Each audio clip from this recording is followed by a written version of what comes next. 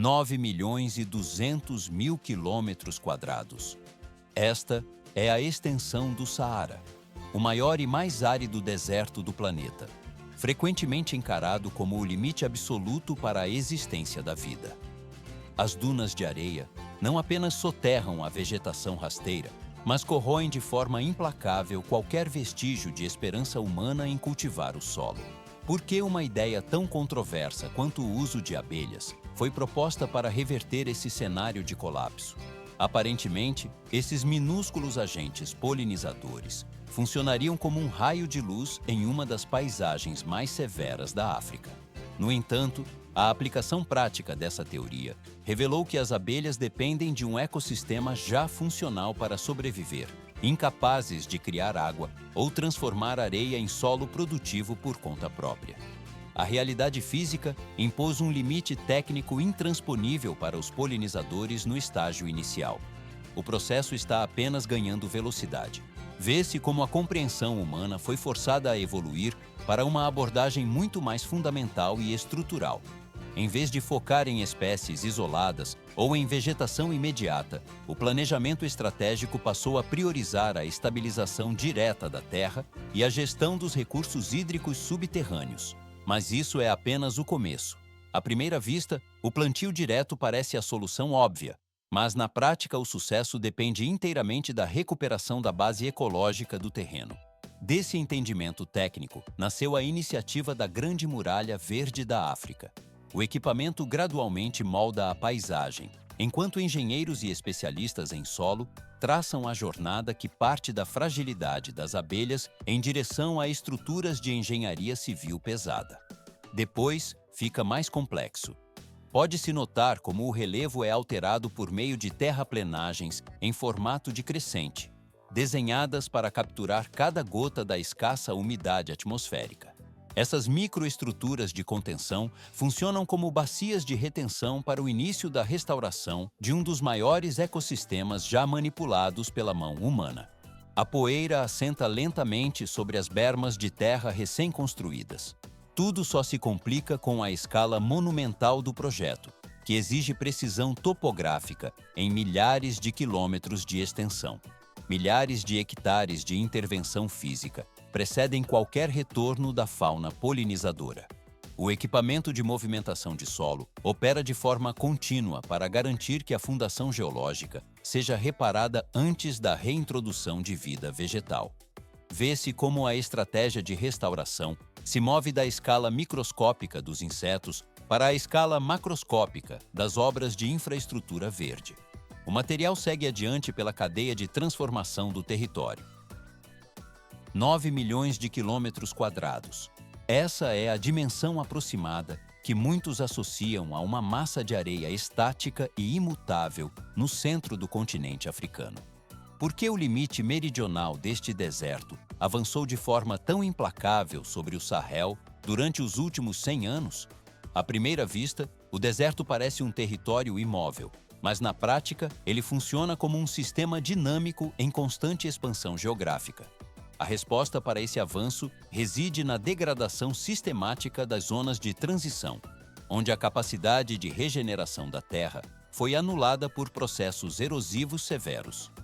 Regiões que antes sustentavam atividades agrícolas, pastoreio de gado e comunidades estabelecidas por gerações agora apresentam apenas superfícies nuas e fissuradas. O processo está apenas ganhando velocidade. Pode-se notar como as paisagens anteriormente cobertas por gramíneas e arbustos perdem sua estrutura orgânica, transformando-se em solo compactado e sem vida. O equipamento biológico natural, que permitia a recuperação da flora após períodos de seca, foi removido pela exposição direta aos elementos. A erosão não é causada primariamente pela invasão das dunas, mas pela aniquilação das camadas ecológicas intermediárias que protegiam o substrato. Vê-se como a vegetação esparsa desaparece, deixando o solo desprovido de sua cobertura de proteção térmica e mecânica.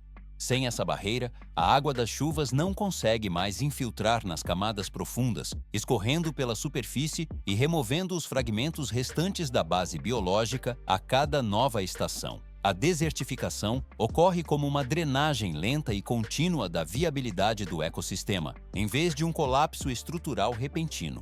Mas isso é apenas o começo.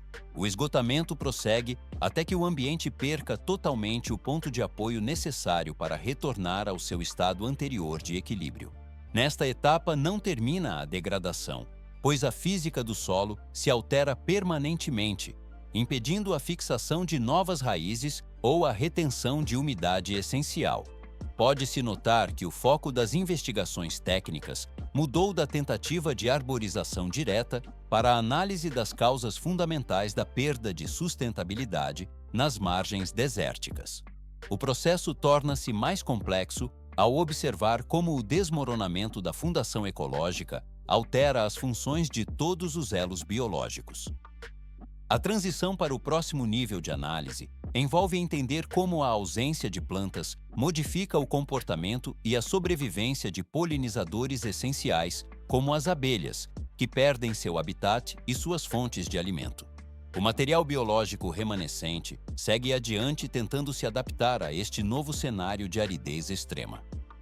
Uma em cada 3 porções de alimento consumidas diariamente pela humanidade depende de forma direta ou indireta do trabalho de polinização realizado pelas abelhas e espécies correlatas.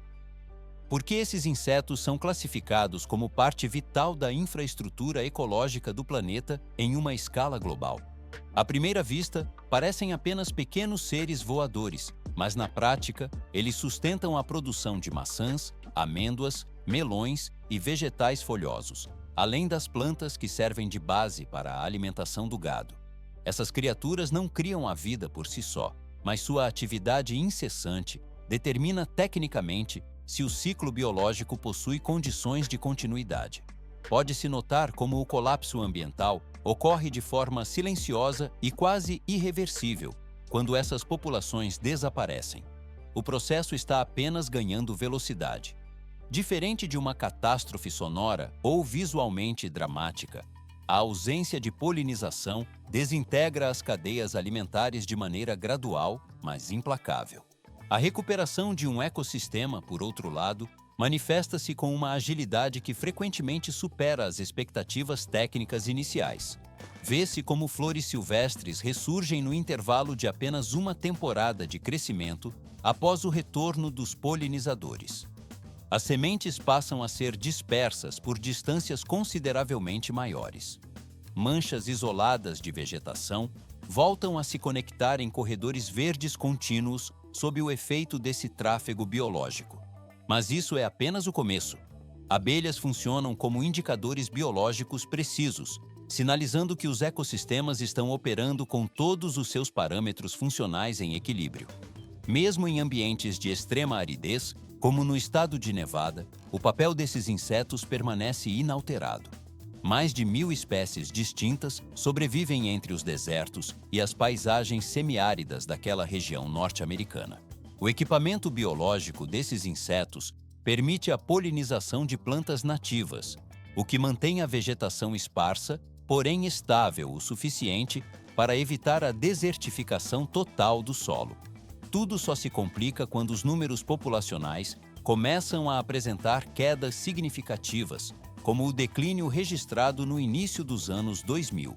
A fragilidade do ecossistema local tornou-se evidente não apenas pela ausência de mel, mas pela instabilidade de toda a rede de vida dependente.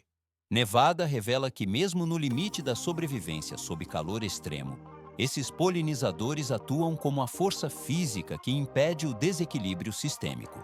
O fluxo natural de polinização segue adiante pela cadeia biológica. 2.900 abelhas rainhas podem ser o ponto de partida para uma transformação radical em solos áridos. Por que esses insetos são considerados fundamentais para a recuperação de ecossistemas em colapso? Aparentemente, a polinização é apenas um detalhe biológico, mas sem essa intervenção, a flora de regiões desérticas permanece estéril e isolada. As abelhas funcionam como um catalisador biológico capaz de reiniciar o ciclo reprodutivo de plantas em áreas onde a vida parecia ter se extinguido completamente. Nesta etapa, não termina o planejamento logístico rigoroso. rainhas são coletadas em diversas regiões do globo e submetidas a um resfriamento controlado para reduzir drasticamente seu metabolismo durante o transporte. Vê-se como esses recipientes térmicos cruzam oceanos e vastas extensões de areia para alcançar o coração do Saara.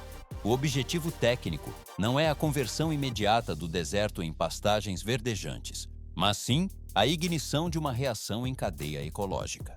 Isso permite que a vegetação jovem se conecte, criando os primeiros pontos de fixação biológica necessários para a recuperação do solo. Mas isso é apenas o começo.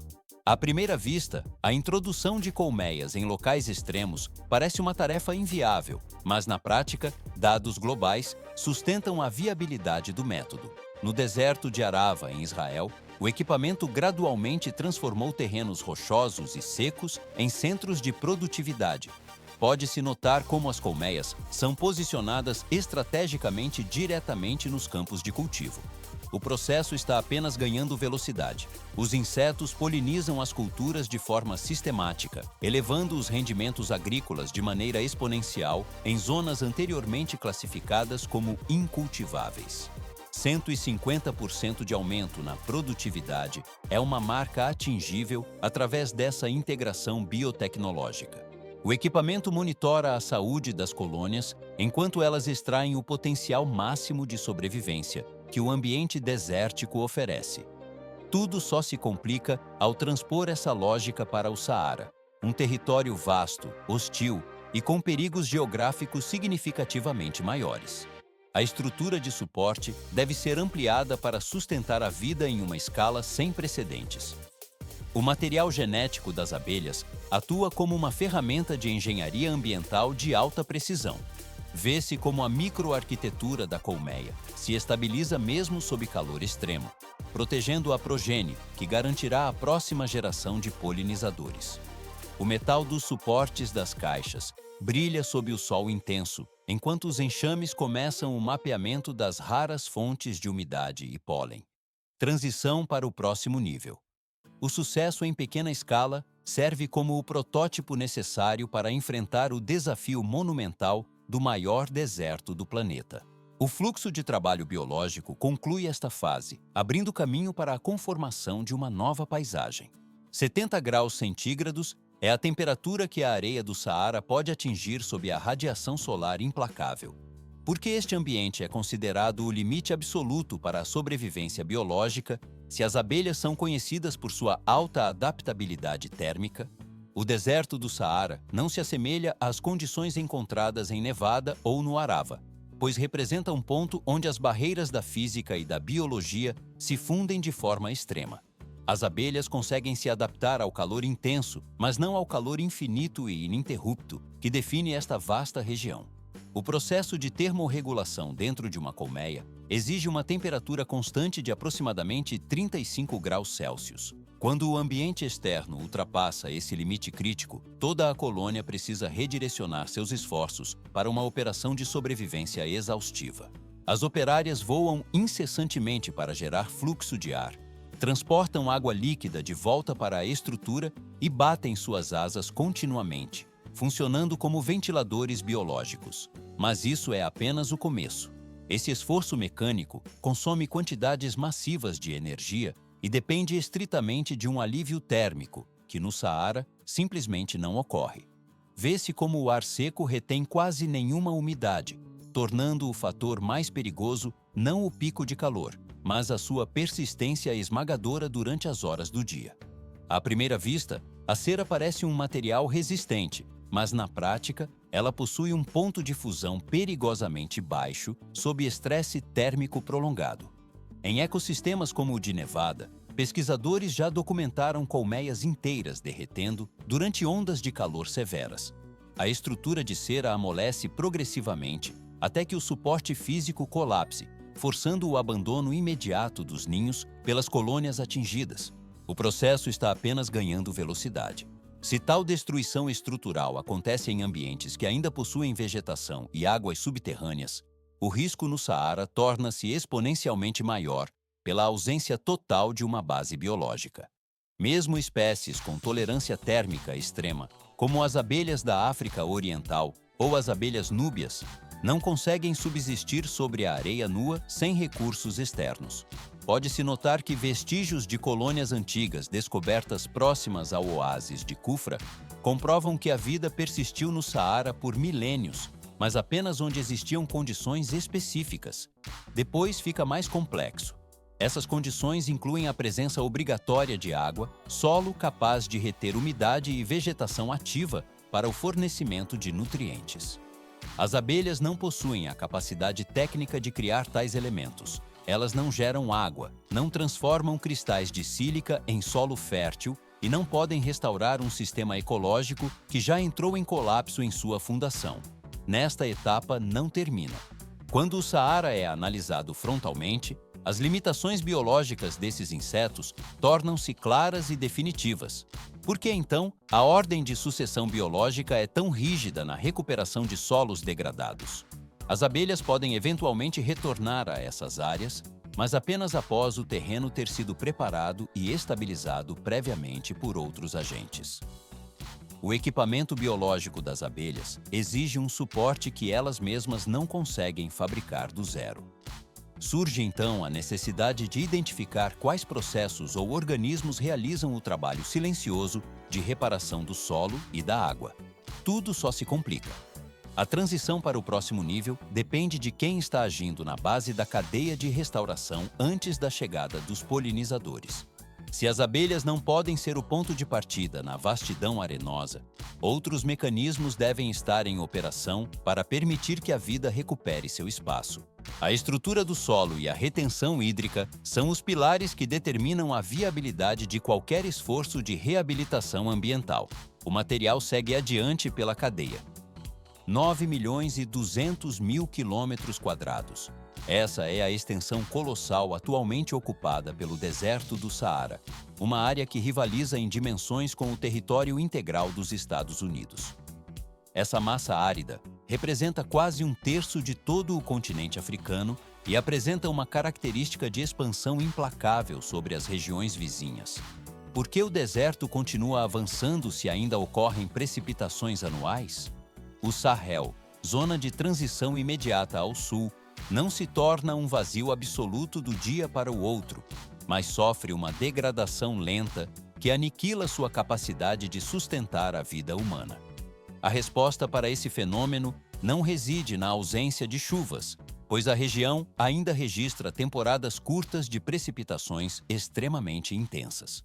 O problema central está localizado na estrutura física da Terra.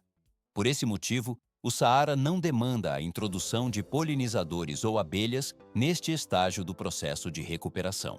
O ecossistema necessita de elementos muito mais primordiais, como um solo capaz de reter a umidade e reservatórios de água que permaneçam no local tempo suficiente para que a vida reinicie a partir da base biológica.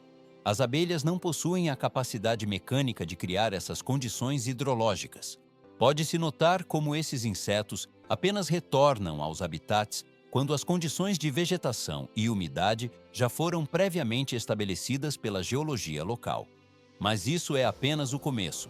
Precisamente na borda meridional, onde o Saara se funde ao Sahel, foi adotada uma estratégia técnica distinta que ignora a reintrodução imediata de fauna ou flora. A decisão fundamental consiste em não iniciar o trabalho com animais ou plantas, mas sim com o reparo físico e mecânico da própria terra degradada. Dessa escolha deliberada, surgiu a iniciativa de engenharia ambiental, conhecida como a Grande Muralha Verde da África. O equipamento de escavação e as técnicas de manejo de solo focam agora na reversão da compactação extrema da superfície. À primeira vista, a restauração parece depender apenas de novas mudas, mas na prática, a prioridade é a reestruturação da porosidade terrestre. Desta etapa em diante, o processo se torna mais complexo devido ao estado atual do terreno. Após décadas de exploração intensiva, pastoreio excessivo e secas que se prolongaram por anos, a superfície do solo sofreu um processo de selagem profunda, endurecendo até atingir uma consistência similar ao cimento. Vê-se como a água, ao atingir essa camada endurecida, não consegue mais infiltrar-se nos poros subterrâneos. Em vez de nutrir o lençol freático, o líquido corre velozmente pela superfície, gerando inundações repentinas e destrutivas antes de evaporar ou desaparecer por completo. A poeira assenta sobre um solo que perdeu sua função biológica de esponja natural. O resultado dessa dinâmica física é um ciclo vicioso de degradação acelerada. A seca severa enfraquece a coesão do solo, enquanto as chuvas pesadas, sem barreiras de absorção, aceleram a erosão de forma exponencial. Observa-se como a camada superior fértil é lavada e transportada para longe, deixando para trás apenas o substrato estéril e endurecido. Com a passagem de cada temporada chuvosa, a terra se torna gradualmente menos capaz de segurar qualquer volume de água, tornando o ambiente hostil para qualquer semente. O processo está apenas ganhando velocidade na direção da desertificação total e permanente. A desertificação, portanto, não deve ser interpretada estritamente como um fenômeno climático isolado. Ela representa o colapso estrutural de todo o sistema de interação entre solo e água, que historicamente sustentou a vida nas margens do deserto. A partir dessa constatação técnica, a Grande Muralha Verde não estabeleceu seu início através do plantio massivo de árvores. O projeto avançou através de uma premissa técnica diferente, priorizando a mecânica dos fluidos sobre a biologia. A questão central passou a ser como garantir a permanência da água no solo antes de planejar o retorno de qualquer forma de vida complexa. O fluxo hídrico agora é o foco principal da transformação. Bilhões de dólares em ajuda internacional e bilhões de mudas introduzidas, essa tem sido a escala das campanhas de reflorestamento no Sahel ao longo de décadas. Por que a introdução massiva de vegetação em larga escala falha sistematicamente na maioria dessas regiões? O processo está apenas ganhando velocidade, mas os resultados históricos revelam uma sequência trágica de mortalidade vegetal após apenas 1 ou 2 ciclos de chuvas sazonais. Aparentemente não é complexo plantar uma árvore, mas na prática, a tentativa de estabelecer vida em um solo que já perdeu sua estrutura física resulta em falha absoluta. Pode-se notar como a terra, desprovida de micro-organismos vivos, apresenta uma superfície endurecida e incapaz de reter qualquer volume de umidade. Mas isso é apenas o começo. Quando as precipitações finalmente atingem o terreno, a água escoa rapidamente pela superfície em vez de infiltrar-se nas camadas profundas. Vê-se como as temperaturas externas sobem de forma implacável assim que o sol retorna, provocando a evaporação total da umidade superficial em poucas horas. Sob tais condições térmicas e físicas, as raízes das mudas jovens nunca conseguem atingir a profundidade necessária para a sobrevivência a longo prazo. Plantar árvores em um solo biologicamente morto assemelha-se tecnicamente à instalação de uma máquina sofisticada sobre uma fundação que já entrou em colapso total. Tudo só se complica quando se ignora que o problema central do Sahel não é a escassez visual de vegetação, mas a perda da capacidade funcional do solo de sustentar qualquer ciclo vital. Se a base geológica e biológica não for restaurada antes de qualquer intervenção, cada esforço de plantio permanecerá como uma medida puramente temporária. O equipamento de monitoramento registra a degradação contínua enquanto a fundação permanece instável. Daqui, o entendimento técnico sobre a recuperação da terra transita para a necessidade de reconstruir a estrutura do solo de forma definitiva. 8.000 quilômetros é a extensão aproximada da iniciativa que a União Africana estabeleceu no ano de 2007, cruzando todo o cinturão do Sahel. Por que mobilizar mais de 20 nações em um projeto de tamanha magnitude geográfica que se estende desde a costa do Oceano Atlântico, a oeste, até as margens do Mar Vermelho, no leste? Aparentemente, a resposta reside no histórico de falhas consecutivas em tentativas anteriores de conter o avanço das condições áridas na região. Mas o projeto não busca uma solução imediata, e sim a reconstrução de um equilíbrio ecológico que foi perdido ao longo de décadas de degradação. À primeira vista, o nome sugere uma barreira física e ininterrupta de vegetação cruzando o continente africano. Mas, na prática, a configuração é distinta. O processo está apenas ganhando velocidade conforme os técnicos implementam uma rede em formato de mosaico, composta por diversos esforços de restauração de ecossistemas. Pode-se notar como cada região aplica soluções específicas, ajustando as intervenções de acordo com as características químicas do solo local e a disponibilidade hídrica de cada bacia subterrânea. Depois fica mais complexo, pois o planejamento precisa integrar as necessidades de subsistência das comunidades que habitam o entorno dessas áreas protegidas. A filosofia central da operação evita o confronto direto com as forças climáticas. O equipamento e as técnicas de manejo não tentam forçar o deserto a se tornar verde artificialmente através de irrigação em massa, mas sim reparar a mecânica fundamental de funcionamento do solo e da retenção de água. Vê-se como a Terra, uma vez recuperada sua capacidade de absorção, permite que o ciclo biológico seja retomado sem intervenções externas constantes. Tudo só se complica se a sequência lógica for ignorada. Por isso, o foco permanece na funcionalidade do substrato.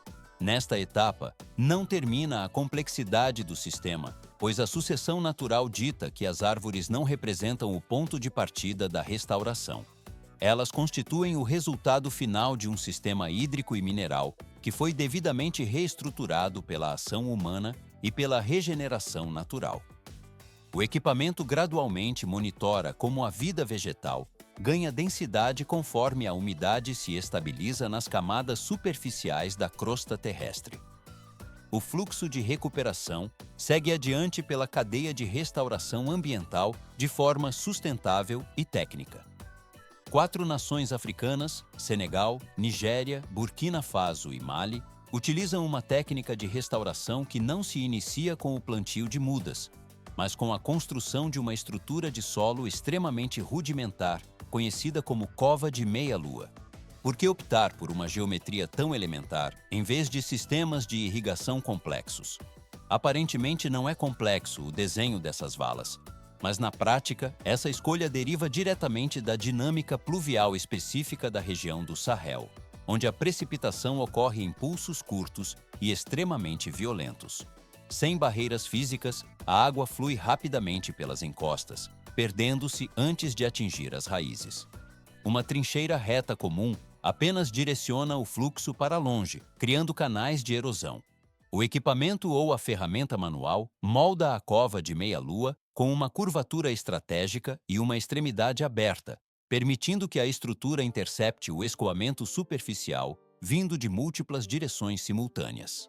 Pode-se notar como a barreira curva força o fluxo hídrico a reduzir sua velocidade, espalhando o líquido de maneira uniforme pela superfície interna da escavação. O processo está apenas ganhando velocidade. O formato em crescente reduz a velocidade da água de forma natural, evitando o aprisionamento excessivo que geraria estagnação. Vê-se como a água não se acumula em poças profundas e estáticas, onde a evaporação sob o sol intenso seria quase imediata. Em vez disso, o líquido permanece o tempo necessário para infiltrar nas camadas profundas do solo seco. Nesta etapa não termina o ciclo, pois o design trabalha em harmonia com a inclinação do terreno e a força da gravidade.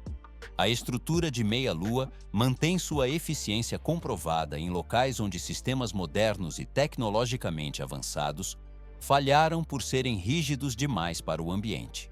O equipamento gradualmente molda o terreno, criando uma rede de retenção que transforma a enxurrada em um recurso estável para a terra. Tudo só se complica se a geometria for ignorada, mas quando respeitada, a infiltração ocorre de forma implacável. O solo absorve a umidade necessária para sustentar a futura vegetação de forma equilibrada. O fluxo de água reduz seu ritmo, garantindo que o ciclo de restauração siga seu curso natural sem pressa. Daqui a transformação do terreno, move-se para a próxima fase de desenvolvimento orgânico. 2 a 5 décadas de persistência ecológica. Esse é o horizonte de tempo necessário para que a restauração do solo atinja sua maturidade plena após o preparo do terreno. Por que os agricultores selecionam gramíneas nativas tolerantes à seca, como o Andropogon ou o Schizakirium, para semear no interior das covas escavadas? À primeira vista, a escolha parece puramente técnica, mas na prática, essas espécies são fundamentais para a recuperação hídrica. Elas não são integradas ao sistema por seu valor comercial imediato, mas sim por sua função ecológica estratégica na regeneração da paisagem degradada. Pode-se notar como os sistemas radiculares profundos e fibrosos dessas gramas começam a ancorar o solo de forma implacável. Esse emaranhado subterrâneo aumenta gradualmente a infiltração da água da chuva e retém a matéria orgânica que, de outra forma, seria perdida pela erosão. Mas isso é apenas o começo.